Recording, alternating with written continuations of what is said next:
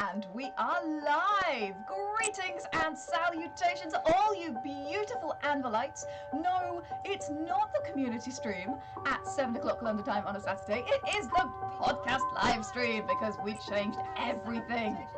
I can hear myself. It's very alarming. I heard myself on YouTube. It was the whole thing. Apologise if you guys heard me too. So, today we are talking call of cartography, we are talking maps, we are talking alphabets, we are... Should that music be on as well? Says Demetrius. That's an excellent question. Apparently the sound gremlins are with me today, so I apologize. Oh, I have epic background music. Just gonna turn that off. There is a mantra, Isaac, on World Anvil streams. Do you know what that mantra is? I don't. That mantra is, it's not a World Anvil stream without some sound issues. So there we are. You've had the baptism of fire. I have removed the epic background music. That is gone. So you just have me and Isaac now talking mappiness. Of course, guys, you probably know, and if you don't, you should know, we are currently running the Call of Cartography challenge. That is the challenge to create a map of a region and make a world building article about some of the geographical features within that space. So this should be some freaking gold for that. I'm so excited to have Isaac on. I will introduce him properly in a moment, but I think you've heard enough of me. Isaac, how are you doing? I'm doing well here today. Are you in sunny Utah, right? It is sunny off and on today. Yep. A little bit of sun, a little bit of clouds. We're looking forward to the sunny part of the year coming up here soon. That seems completely reasonable. And I hope that you get some sun soon. Are you guys stuck inside right now? For the most part, yes, we are. We are limiting contact. Nobody's at the office, and so I will go from home to the office, which is about a mile away, and I'm at the office right now, just so that I don't have children climbing on me. Yeah. During the live stream. See how that might cramp the old art arm, having a chance to create an accidental mountain in your space. Right. Yep. Hey, accidental mountains are great for adding some chaos to your map. Happy little accidents, as the almighty Yep, exactly. Say. Exactly. Absolutely. So guys, if you want to check out any of our previous streams, which have fewer audio issues, I promise, you can find those on youtube.com/worldanvil, or you can find them on our podcast, which is at libsyn.worldanvil.com. Oh yeah. But let me tell you about Isaac, because sitting there all nonchalant and chilled out with his amazing bricks, you wouldn't guess how epic he really is. Isaac worked for over a decade in the animation, video game and book design industries, but then he leveled up a freaking level and became the art director for Dragonsteel Entertainment. Now guys, if you haven't heard of them, they are the company of world building wizard Brandon Sanderson, and Isaac here is responsible for the maps and the illustrations and the scripts inside the Way of Kings and the Mistborn series, but in addition to that, he's also created maps and symbols for some of the world's most renowned fantasy authors, including Tad Williams, and he writes himself, and he's a freelancer creating maps and designing book covers for others. Wow, that sounds like a lot. It is a lot, actually. And I've had to narrow my focus the farther I get into things. So, yeah. Amazing. Can you give us just like a little sneak peek about one of your worlds that you've created? Because I know you've written a little bit of middle grade, right? I have written a little bit of middle grade. There's one that I wanted to do. Everybody wants to write a dragon story, right? So I'll just give you a sneak peek of a kind of upper middle grade that I've been working on off and on. And I call it Dragon Rings because let's have dragon in the title. I want to have dragon in the title. Why not? But it takes place in a city which is the graveyard of dragons. So thousands of years ago, there was an epic battle between dragons. These dragons are big. They're as big as several city blocks. Most of them died and left their bones at this place. So fast forward thousands of years later, and people have built a city among the bones of these dead dragons, right?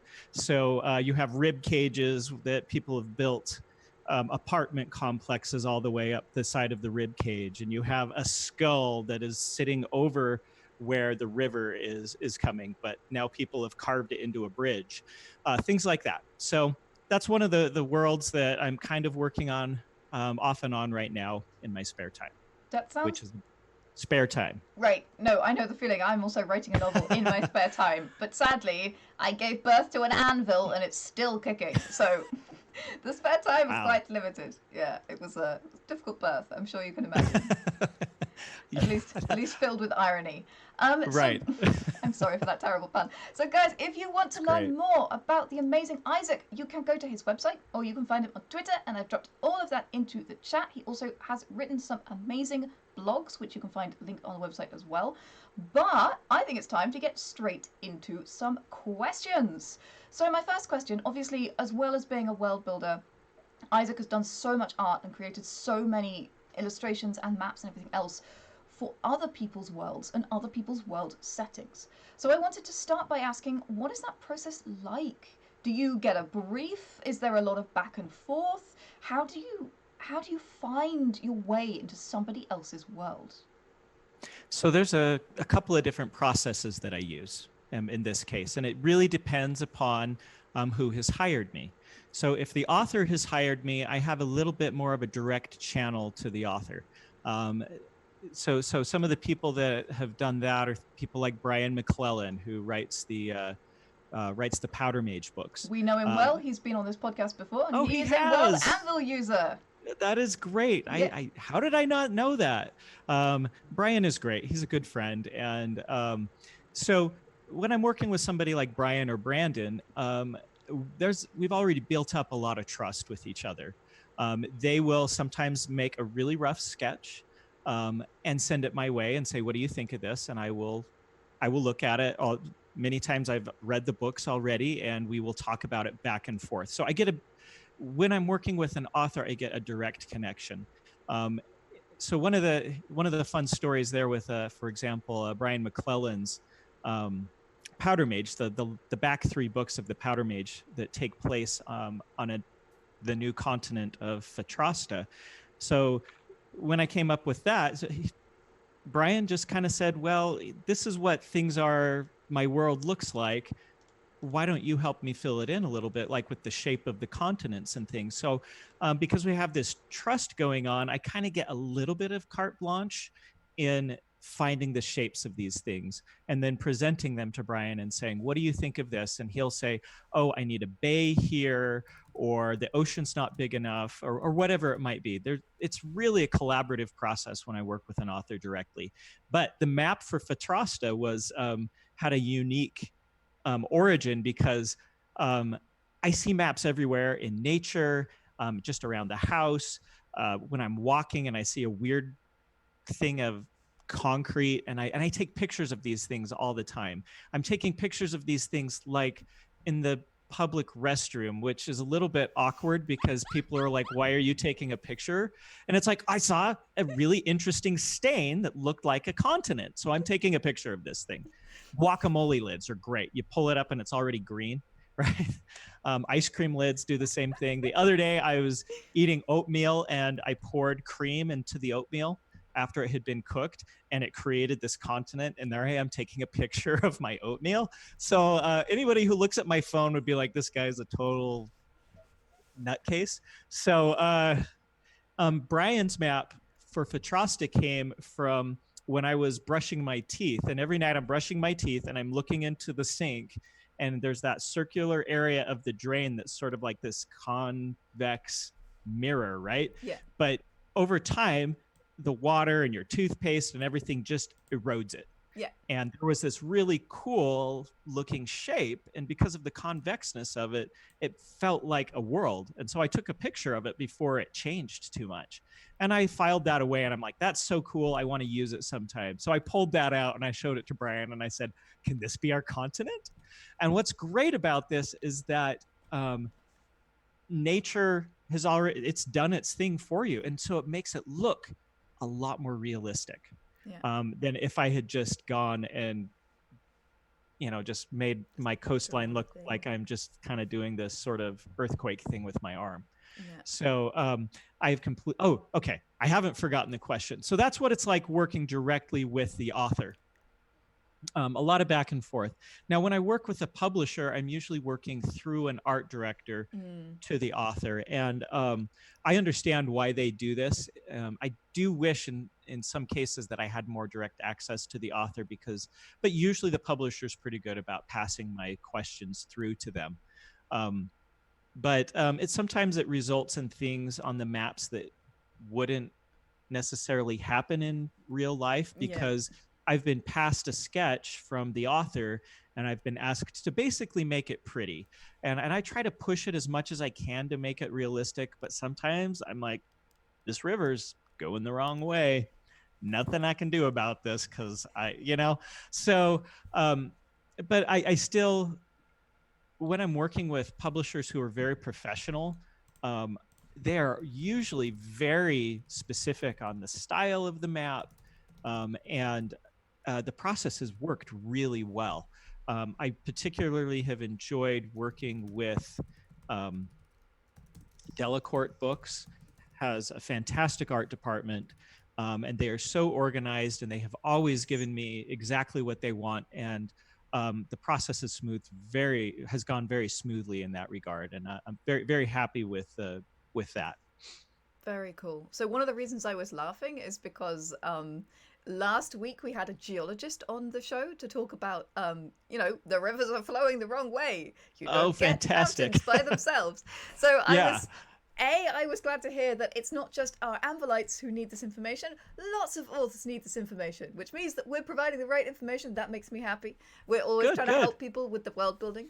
But Can I Please. comment on that just a little bit? So there are some things that just don't happen very often. You can just take a generality. For example, with rivers, you normally only have tributaries, right? You have these rivers and they flow into a bigger river, and then that bigger river goes to the ocean.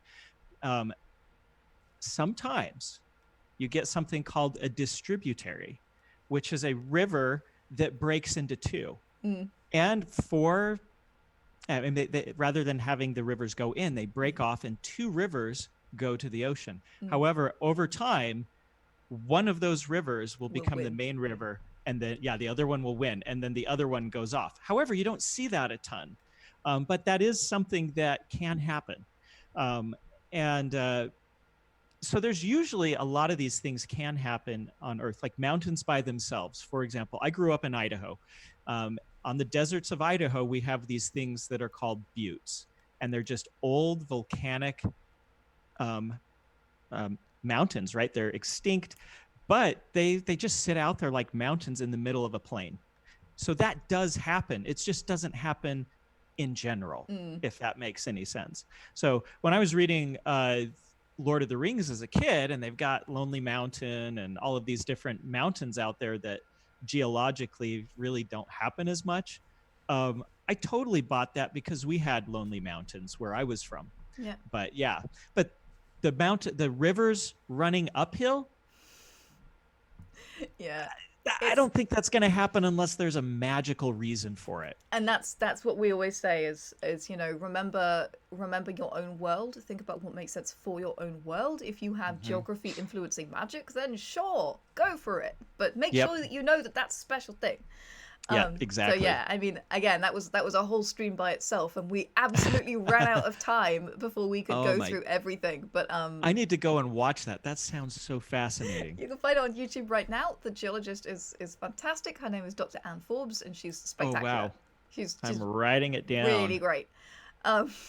This was this was not supposed to be that. This was just supposed to be me mentioning the thing. But no, I'm so glad that you talked about different places to find inspiration for shapes. I do also love the idea of you whipping out your phone in the men's bathroom and how unpopular that would be.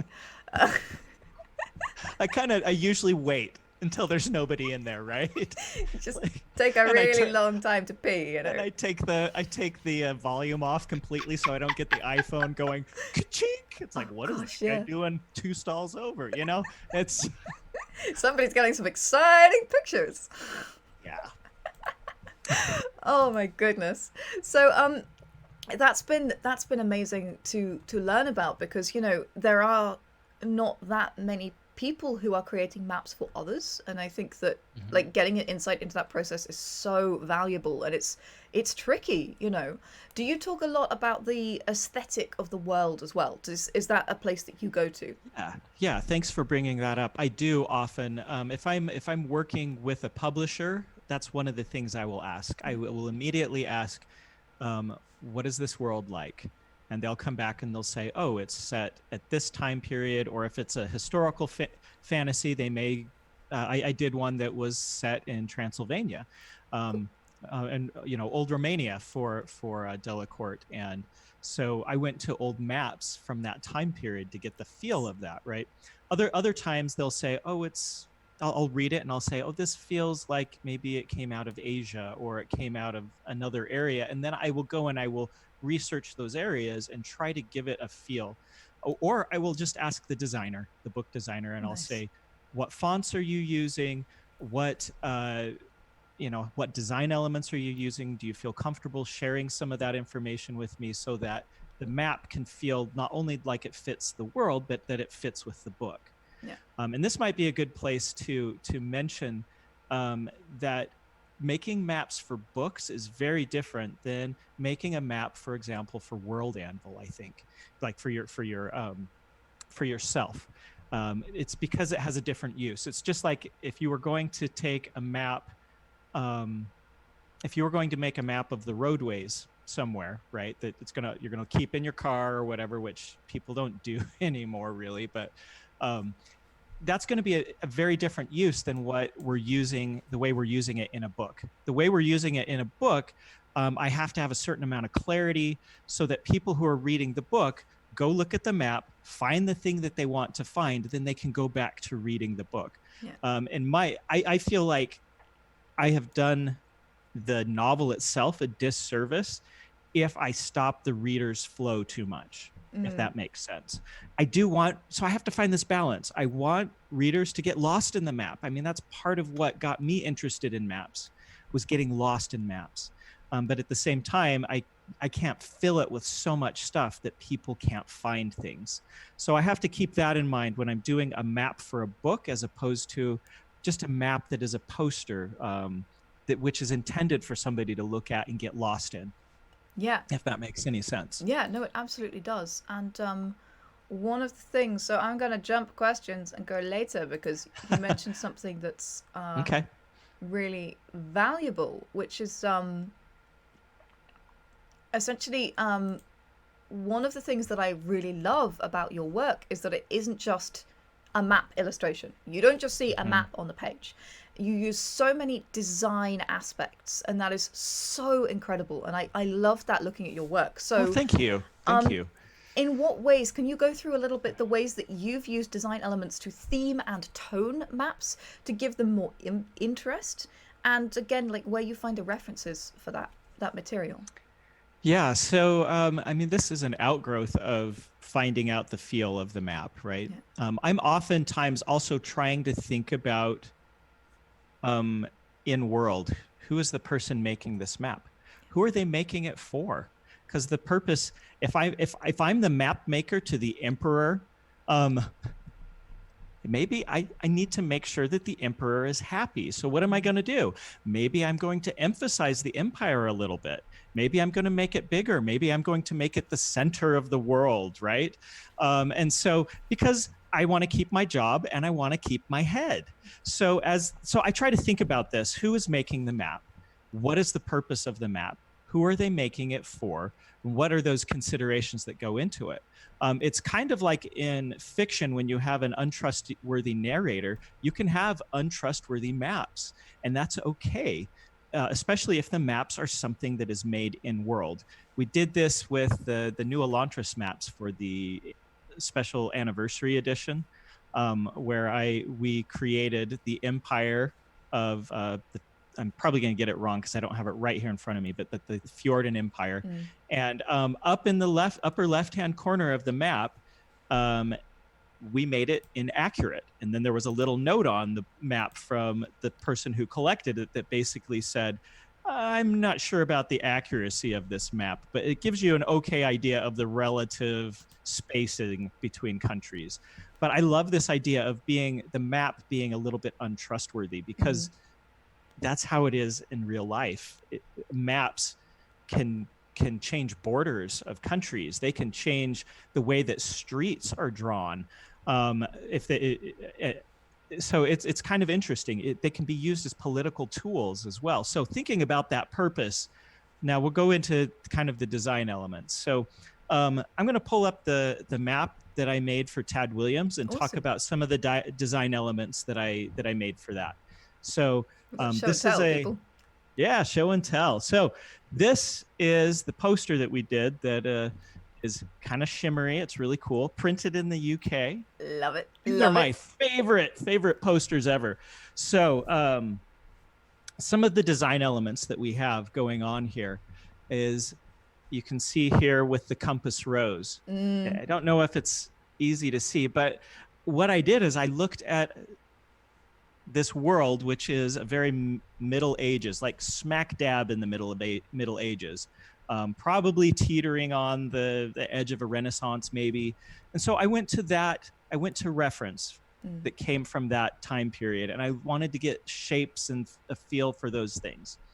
And that's where I came up with some of these things, because I pulled items or like these little cutouts and things that I saw in a lot of medieval reference.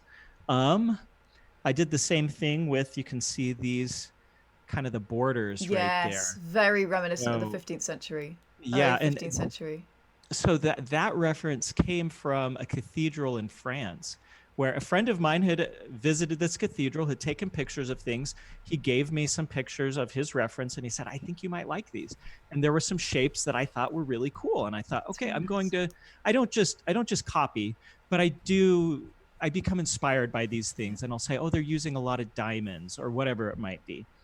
Down here, I put, there's kind of these roots that are coming down at the bottom. And this world had its religion is there's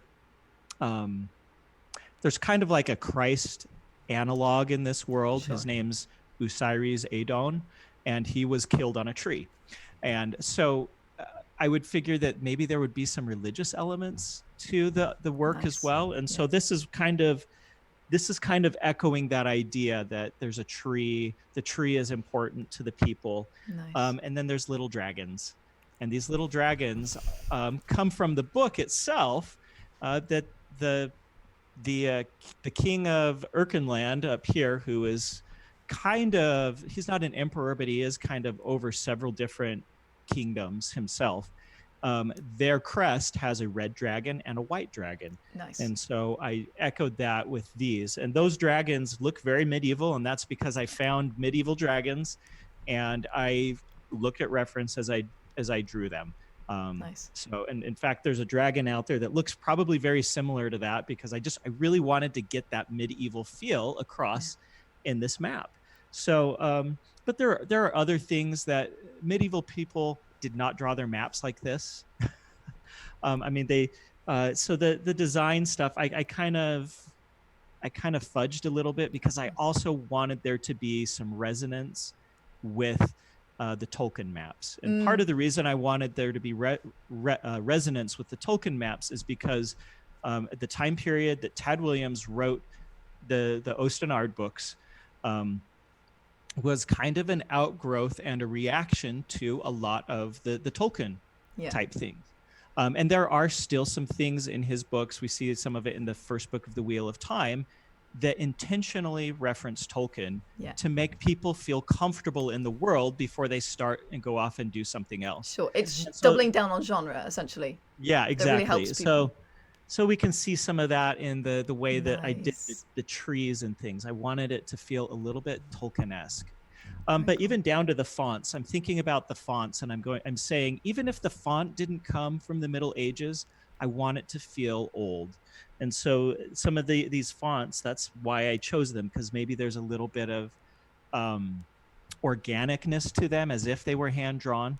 I actually go into the fonts too, and sometimes I'm not just typing, but I'll go into I'll put a letter and I will spell the word with letters, and I will individually put the letters on the map, because the way that Photoshop is putting it together by itself is not the way I want it to go. So I don't do that all the time, but if I don't like what's going on, and I will go and I'll erase parts of letters if I don't like the way they look.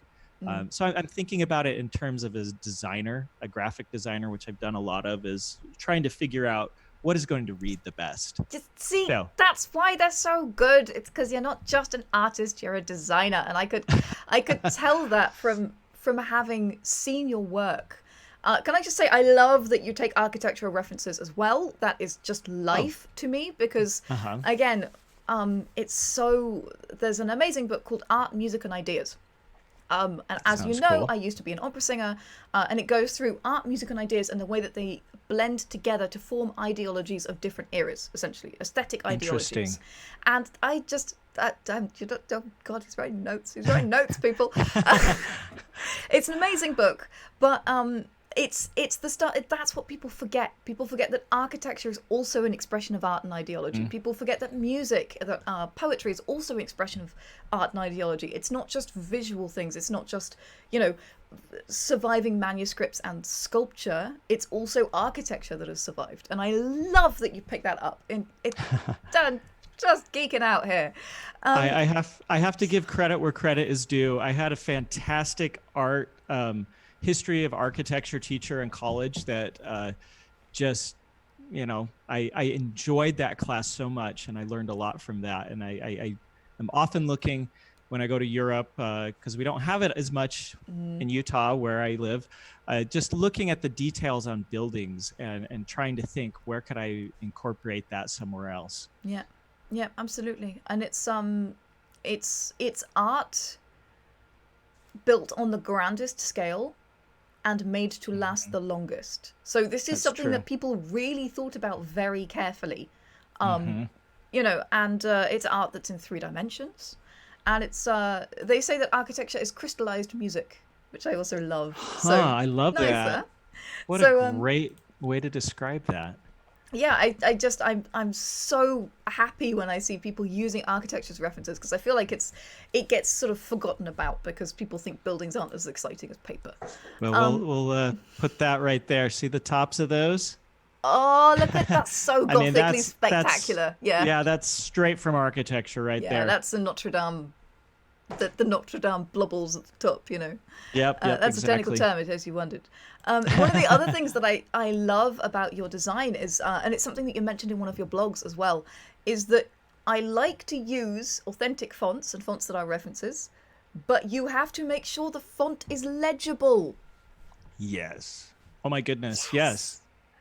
I'm doing that all the time, looking for, because there's some great black letter fonts out there that really evoke a time period, but they're just so illegible, and it maybe monks in the 1400s could read it just fine, but I can't read it. And the first thing I think about really when I do a map is clarity. Yeah, I just want things to be clear, and part of that being clear is finding the right kind of fonts. So if it's illegible, I will look at the font and I'll say, what is it about the font that is evoking the feel that I want? And then I'll go find a font that you can read. Yeah, and it's a step that a lot of people forget. And again, if you're publishing a hard copy books, you need to make sure that it will be legible at the resolution that it is printed, because a lot of paperbacks are not printed at high resolution. So you need to make sure that there is extra clarity there. Have you ever had to edit down geographical features in maps because they are too busy when they come from authors? This was a question I wanted to ask you. So, I mean, I will take when I get a sketch from an author, I will just automatically take that, and I have to think about format of the book. If it's a 2-page spread of a map or a 1-page spread, or if the publisher asks for it a certain way, but I'm like, this, you're going to have to turn the book sideways, which I try to avoid doing if possible. I will take it and I'll immediately lay out the author's version of the map, and I will start moving some things around just a little bit to make it feel a little bit more designed. I always get their feedback on it, and they're like, nope, that mountain has to be there, because I'm not like moving it clear across the continent, right? But I'll just be like, oh, this looks way better if it's just a little bit more over here. I'll always get their feedback on that, but I oftentimes will just go in and do kind of an initial design pass to make it feel good. Nice. Yeah. No, and that makes a lot of sense. So we had Keora, who is the artist behind this glorious globe you see behind me. Yeah, that's great. I love it. Yeah, I love his art style. It's so vibrant. But he described that his least favorite thing on a map was empty spaces. Okay. So when you just see like holes where there's nothing in a map. Yeah. And I think it's that same thing. It's like if it's too busy in one place and then if there's like a weird hole in another place, it can make the thing aesthetically very unbalanced, essentially. Right. Yeah, you can. The way that I deal with blank space in a map might be a little bit different from other map artists, because I'm not. I like if something is unlabeled sometimes. I like the mystery of what is there? Why isn't there something there? I love the questions, but it's also a design principle that you are looking for opposites. And it's like, if it brings interest if there is busy, and then there's this space, right? Awesome. You go, oh, okay. So I'm still looking at balance for the entire map, but the space might be filled with just little bits of things that indicate this is plains. Or I fill it with texture instead, but it may not have writing. But that's I'm also designing for a different audience. Usually it's for books. And if I fill in all those spaces, I'm not getting people to look where they need to look to be able to use the map in the way that it was intended. So I could see maybe a large map where people have already, they know exactly what's going on everywhere, filling in the space so that it feels balanced. So I think it really depends on the purpose of the map.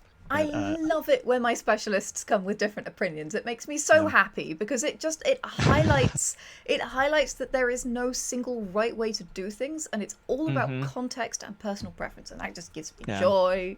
So thank you. All right.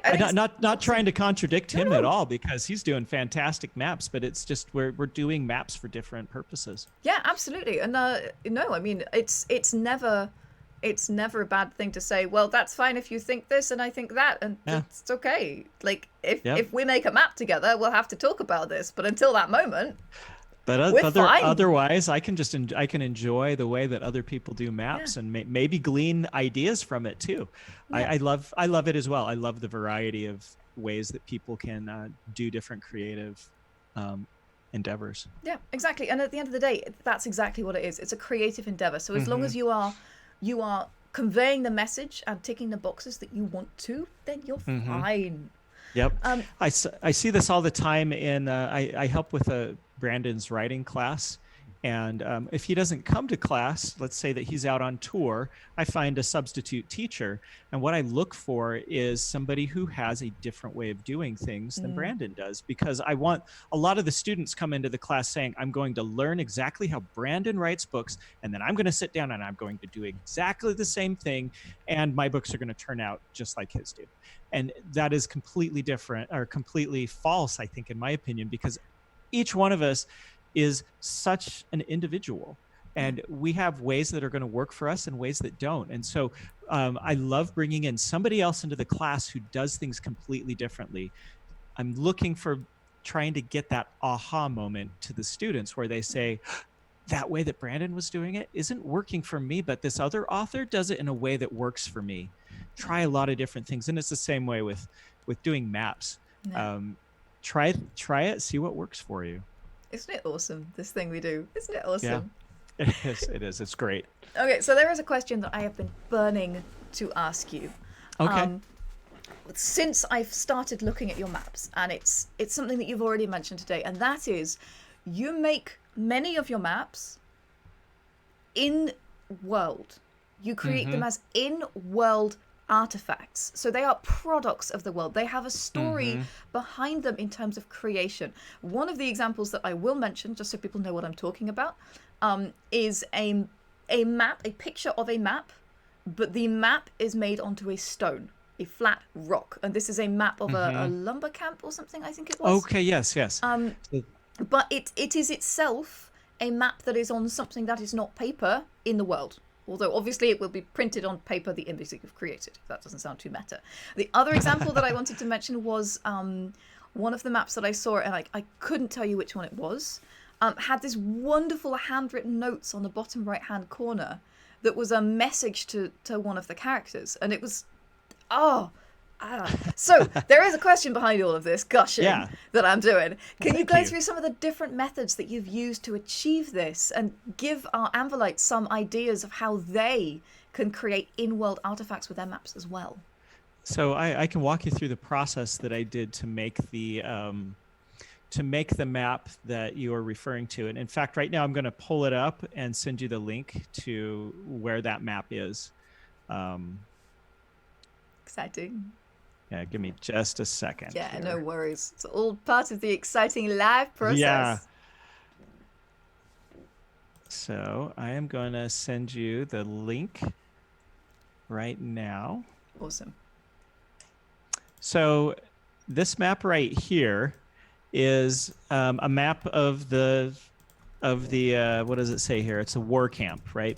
So, but this is the lumber area where they are creating bridges, and these bridges are carried out onto the shattered plains where bridgemen, who are basically slaves, have to carry these bridges, and then the warriors use them to get over these chasms to go and fight their battles. Yeah. And so again, I'm getting into the head of somebody who is in the war camp, and they've created this map. And what it is it's printed in the book, but it's also a rubbing of a map that was created on the back of the shell of what we call a kremling. And a kremling is kind of like, if you imagine it, when the tide goes out and some of these creatures are left in the rocks, kremlings are kind of that sort of a thing on this world. So this is the shell of a kremling. A soldier got this kremling and said, I need a map of this section of the war camp for whatever reason, and then scratched into the shell, like he's scratching into like a sand dollar or something like that, all these different areas. So I imagine that this is going to be a flat piece with indentations in it. So how am I going to create this? This was such an interesting process for me to come up with this. I found high resolution pictures of crab shells online. And then I said, look, this can't just be a crab shell because this is another world. So it needs to be a different kind of shell. But I took elements from that in Photoshop. I bashed together different crab shell elements, and I created the shell first. And then I kind of scratched into it and tried to make it feel like it had been scratched into in Photoshop. But then I had to go to the feel of, and now I am taking charcoal and a piece of tracing paper, and I am setting it like you would do with like a tombstone, and setting it over it, and you're going to get all of the texture, you're going to get all of the other indentations from this. So I had to play with layers a lot in Photoshop and with masks. And what I found is that by taking like just masking out certain levels, if I treated it like a depth map, I came from a 3D background in video games, obviously. You mentioned that before. If I treat it kind of like a depth map where certain things are further away based on their values, then I created this mask. I made a brush, or I can't remember, I may have found a brush that in Photoshop that looked like charcoal. And then I put it over that mask, and I just kind of did that thing. But other things that so that was one layer of that. Other things that I tried to work into that were, this is a piece of paper that's been handled. So where are people going to handle it? And so I tried to make it wear down on the sides of where it may have been handled a little bit more, like the rubbing itself, right? Yeah. Because the soldier has the the map, the physical map somewhere. So this is the rubbing that's been handed from one person to another, and maybe it has fingerprints on it and palm prints. And so I found reference of those sorts of things. And I think I even did fingerprints of my own. So my fingerprints might be on that. Very cool. So don't go to that map and take my fingerprints off of it and get into my Scrooge McDuck building full of gold that is hidden somewhere in the mountains, right? In the Mono Mountains. Yeah. So but it really came down to what is the process, how this would be made in real life? How can I translate that process digitally? And sometimes I actually will just do it physically myself, and then come in and I have done maps in the past where I will create a little bit of it physically, scan it so that I have that layer, create more of it physically, scan that so I have the layer, so I can manipulate things even a little bit more. But I always go for this lived in look. I think about how would this feel if it was in the real world and that it had been used. It's almost a lot more like production design in a movie, where you are thinking about these exact same things for props that are in a movie. We went to the Harry Potter experience in just outside of London last year. Yeah. And I was probably, I was looking at it from different eyes, I think, than the rest of those who were with us, because I was looking at it in terms of, this is how this prop was made, and this is how this was made, and what can I learn from that for making maps and other pieces of ephemera that can go into the books.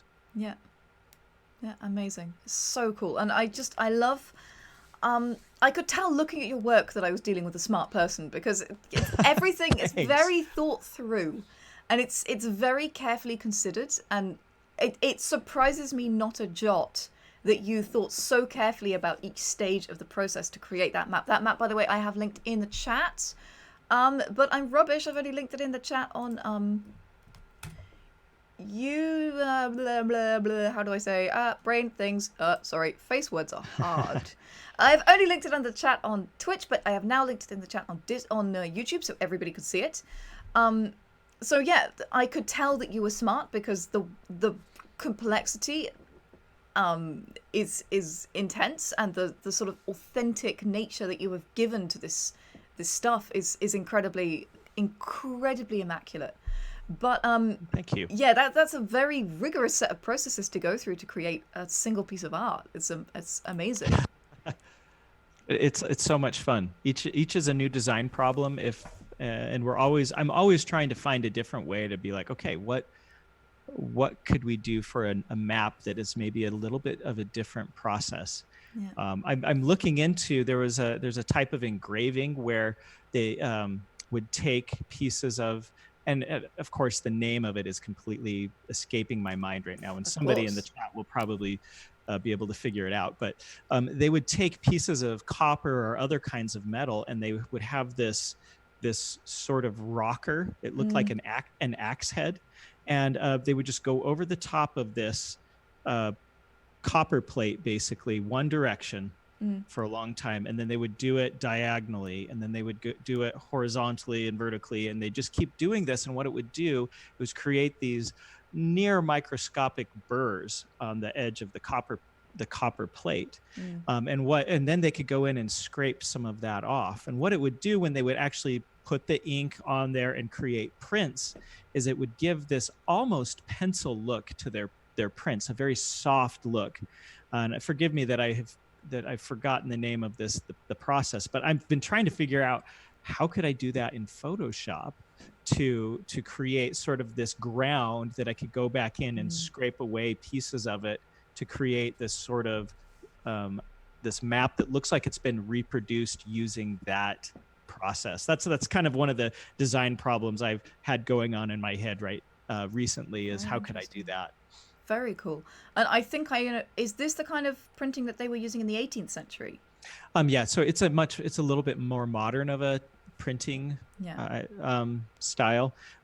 So it would have been 1800s, so 19th century. Oh, okay. I think is when I'd have to look up when it was, but it was kind of in that area when it was starting to be developed.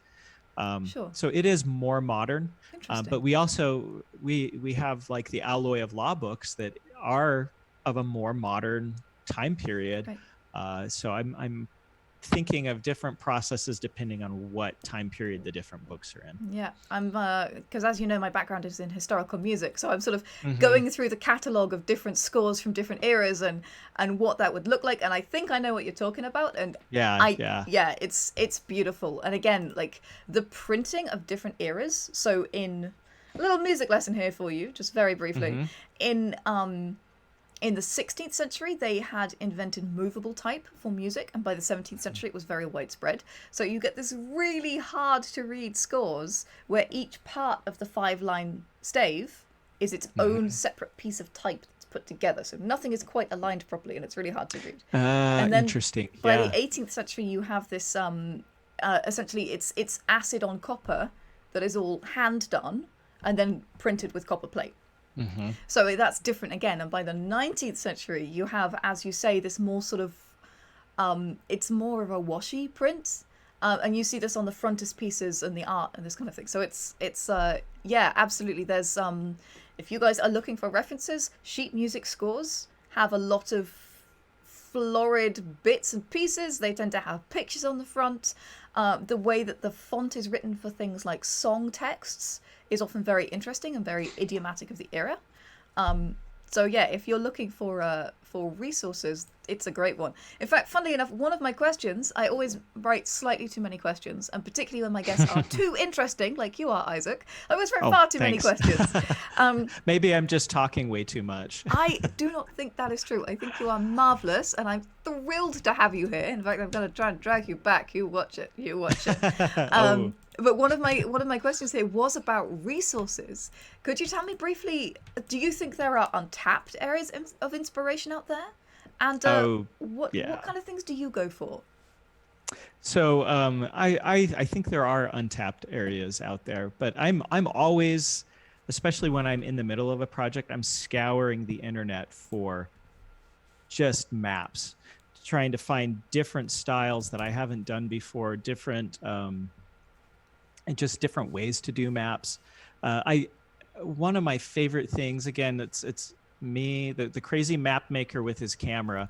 When I go to other places, I like to go to the museums, and I'm just taking pictures of everything. And people probably look at me and they're like, that tourist, he is never going to, why? Because I sometimes I'm rushed and there's so many good things, and I'm taking a picture of a thing, I'm taking a picture of the description, I'm running to the next thing, I'm taking a picture of a thing that's interesting, I'm taking a picture of You're cataloging rather than I'm cataloging, absorbing. yeah.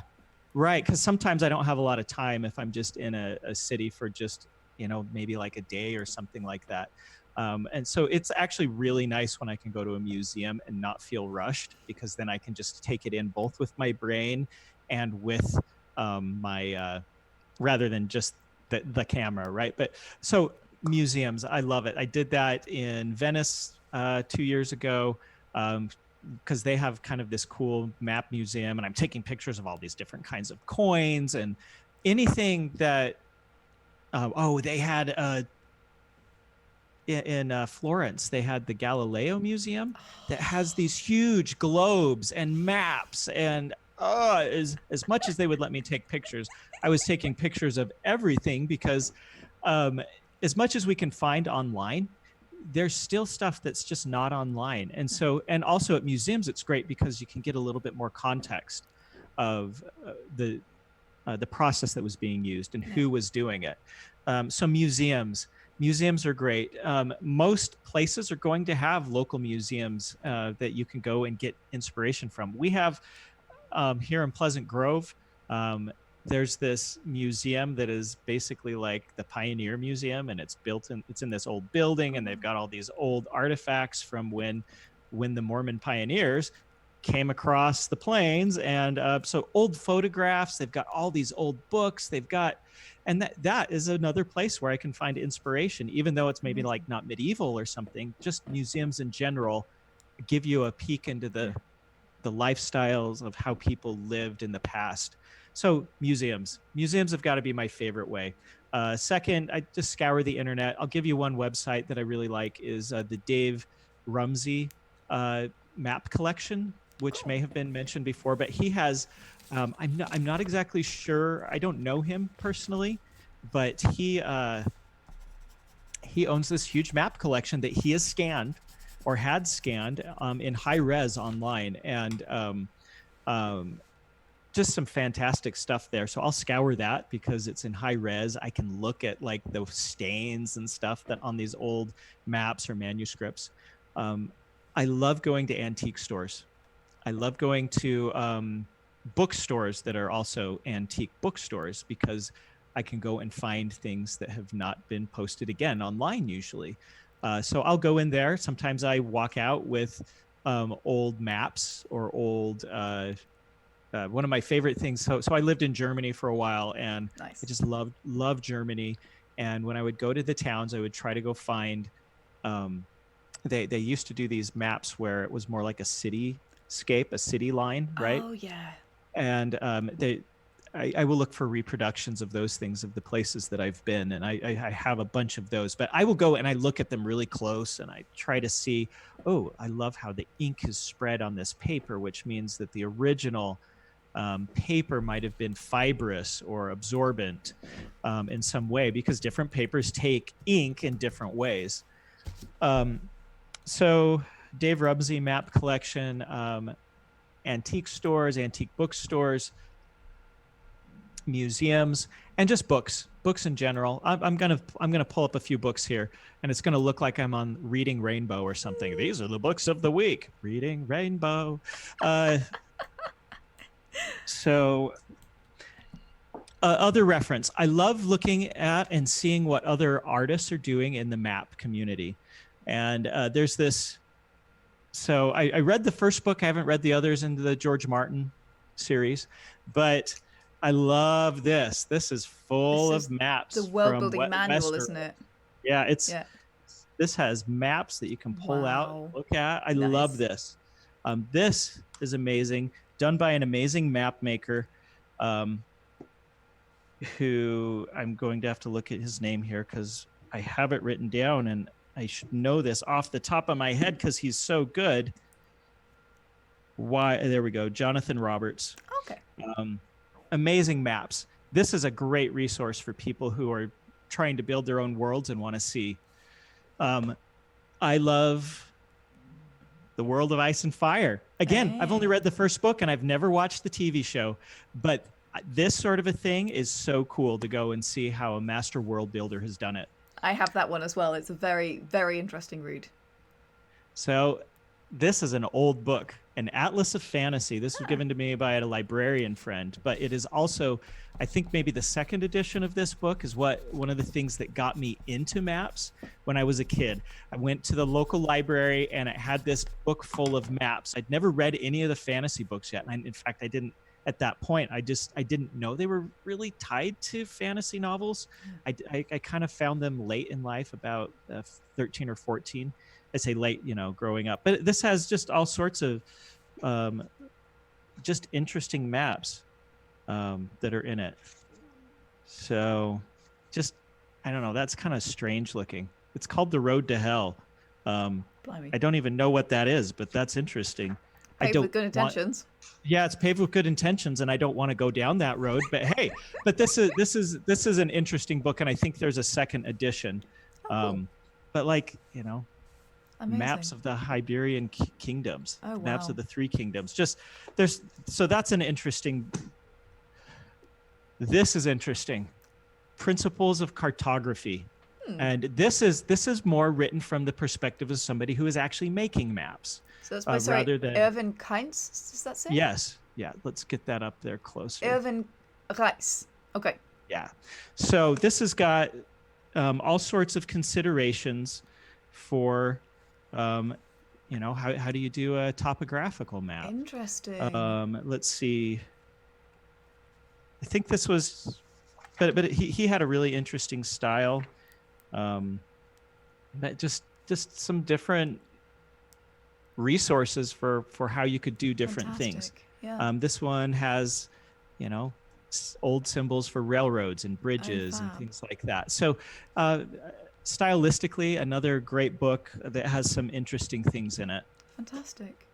More? Amazing. Do you want, So do you want more a books? lot of reasons. Actually, we have, you would not believe how many audience questions we have. Okay. It's Great. insane. Isaac, you'll have to come back because I had more questions I wanted to ask you. I didn't even get into typography and alphabets, which is like I'm sorry. do not apologize. You have been a fount of amazing information. I just want to add to Isaac's comment about museums. You all know I am completely obsessed with them. I grew up in an archaeological trench. I love my old things. You can also, in a lot of museums, see them online. So there's a lot of museums that have a good online collection. The British Museum has a good online collection. The Victoria and Albert Museum in London, these are just the ones that I know. Ooh, yeah. They have a lot of cool stuff that you can see online and read a little bit about.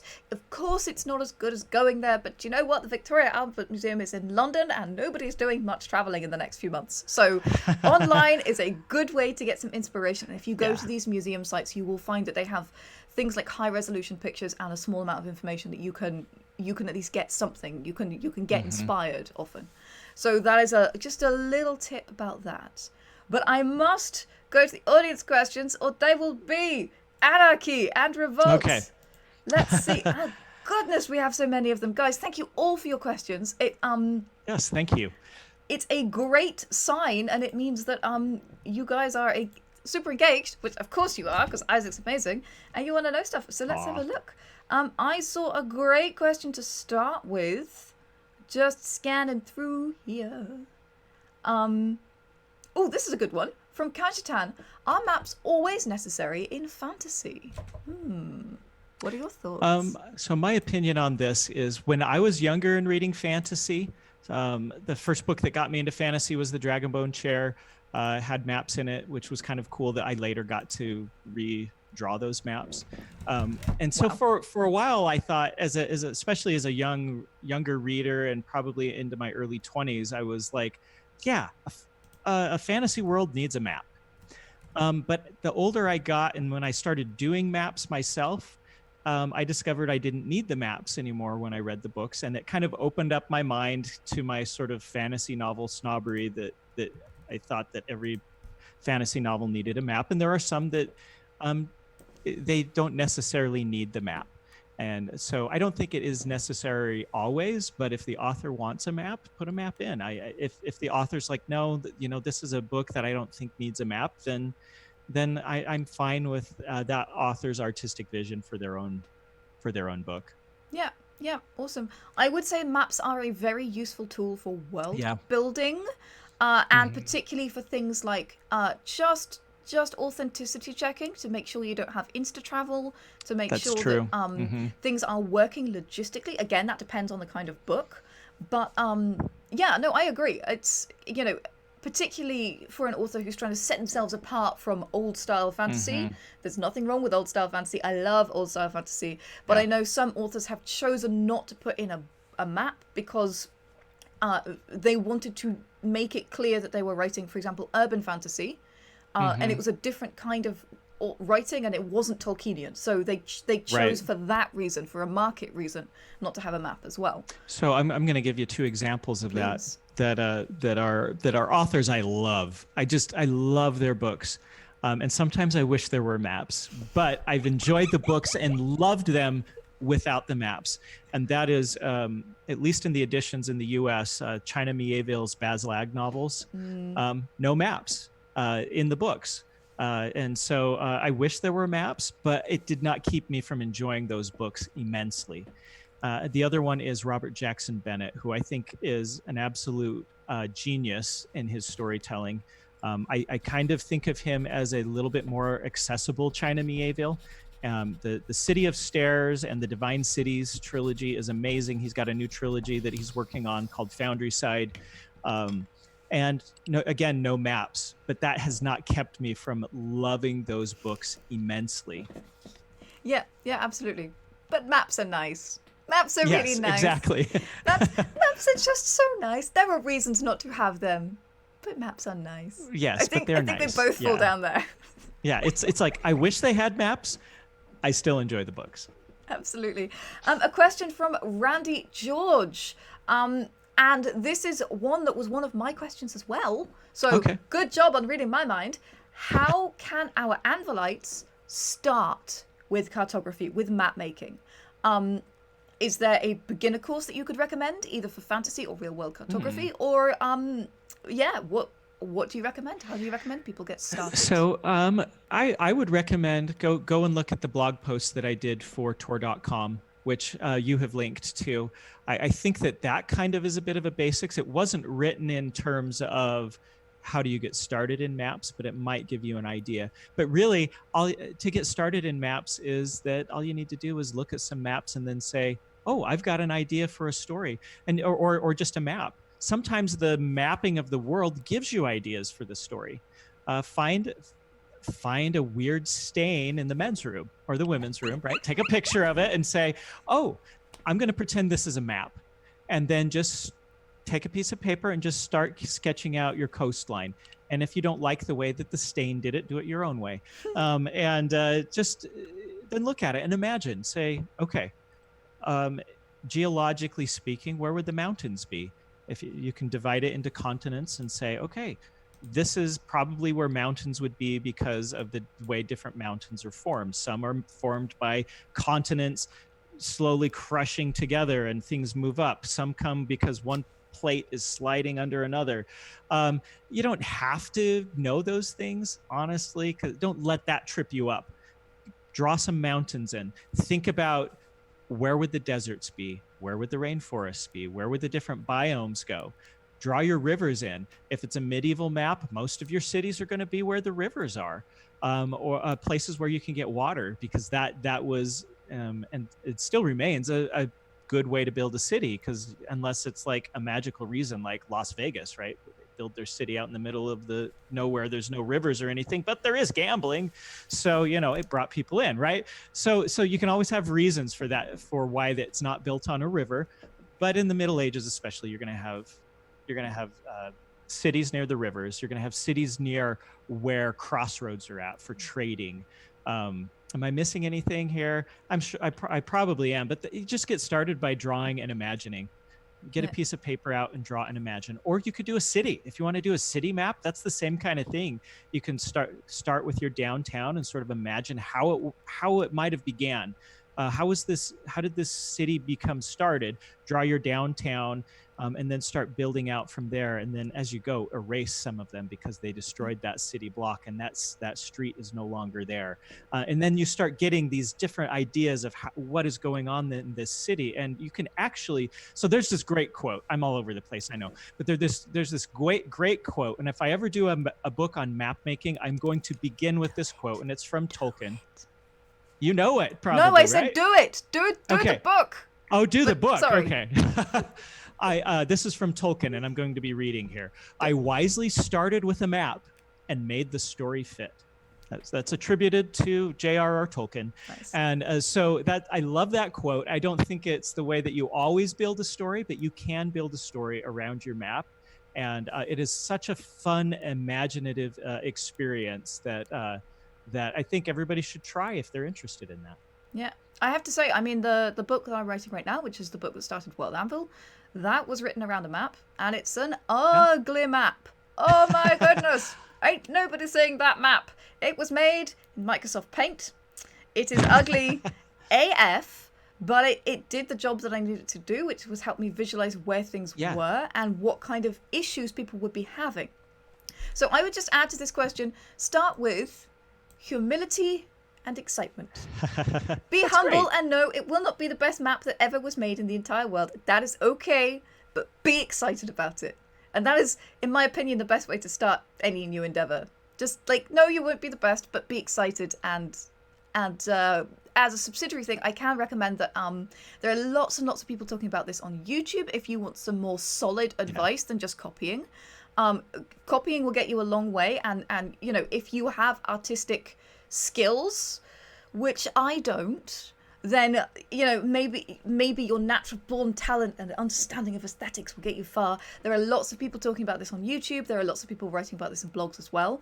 So read widely and explore what works for you as well, because you're going to find your own style, and that's freaking awesome. Like, that's the best thing, you know. That's good advice. Great Yeah. advice. Can I mention one thing about ugly maps Do and it. writing? Do it. You don't need a pretty map to write your book. No. Don't let that keep you from the actual writing. If you have an ugly map and it is good for what you're doing and it can kind of lay out the spatial things you need to know, go for it. Use the map. Don't let it keep you from writing the book, because there are so many things that you can keep you from writing the book. Don't let that be one of them. Yeah, that is some freaking solid advice. I would like to ask you, from the rolling initiative, how do you decide the scope of a map? Sometimes there's a regional map that only shows places relevant to the story. Other times there's a global map full of places that are never seen or mentioned in an entire series. So this is a discussion that we usually have with the author or the publisher. Sometimes it's a deliberate choice where we open up the world slowly, where we start with a regional map, and in book 2 we will open the world up a little bit more, and by book 3 maybe we're showing a world map. But it really depends on what you want to do. Sometimes by showing a world map at the beginning, you can give the reader this sense of wonder that maybe they will be exploring some of these other areas, and then you zoom in to a regional map because that's what is relevant to this volume of the book. One of the things we did with the Stormlight Archive is we almost didn't put a world map in the first book. I'm glad that we did, but we almost didn't. And I'm glad we did, because I can take that map now, and when in later books, when we are just focusing on a certain area, I can use the world map as a basis for the other maps. Kind of just Google Maps, zoom in, and then draw the new map over the top. So that's helpful in that regard to start with the world map, but it really depends on what you want to accomplish. Yeah, no, it's good. That's legit. And again, it's it can be a matter of printing restrictions if you're talking about printing. It can be a matter of genre and tone, because if you're trying to create a sense of wonder, then adding these sort of wondrous sounding places onto a world map will get people, you know, really wondering and really, really amazed. But if you're writing a like gritty noir set in a you know, fantasy New York or something, then you probably don't want a world map. You know, you're not looking to create that sense of wonder. You're looking to create a very different feeling, a very different aesthetic. So I guess that would have an impact on that as well.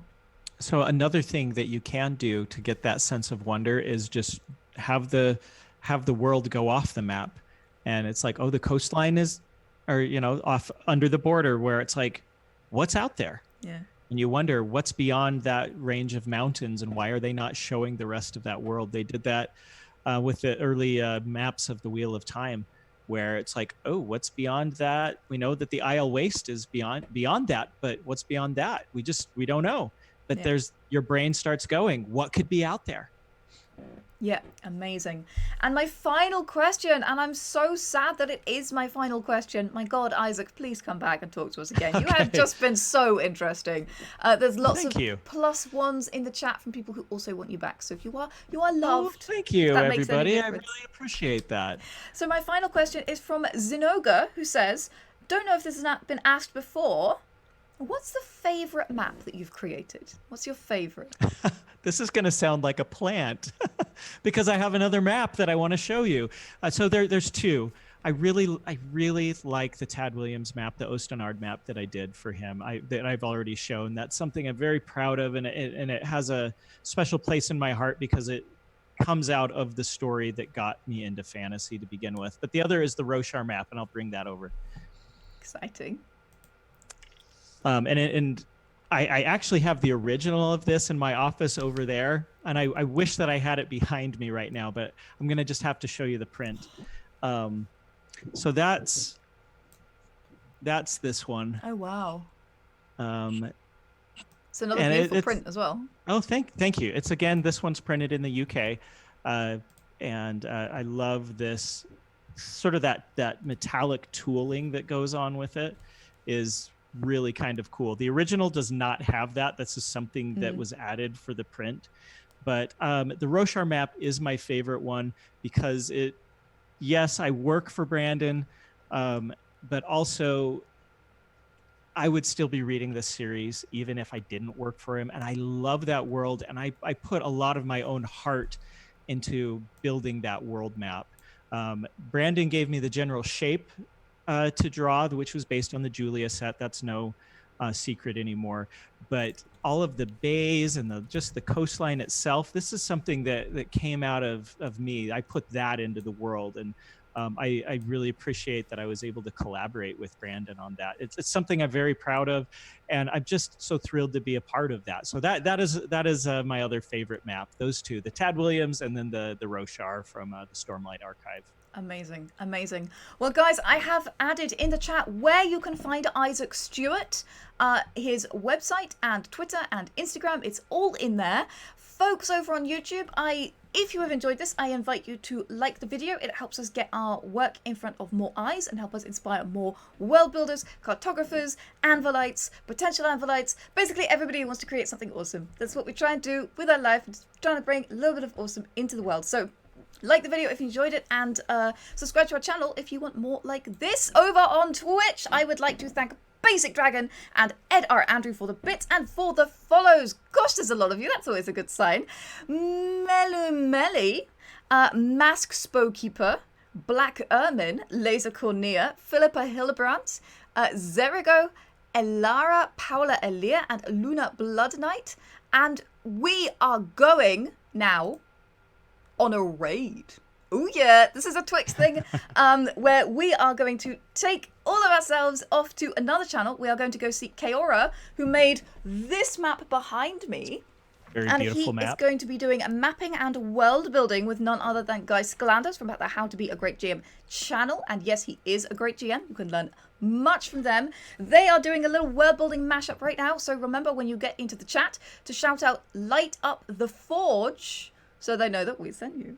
Guys, I wish you the most beautiful Saturday evening, morning, wherever you're at. Stay safe, stay healthy, and grab your hammer and go world build! Or make maps. Making maps is also an acceptable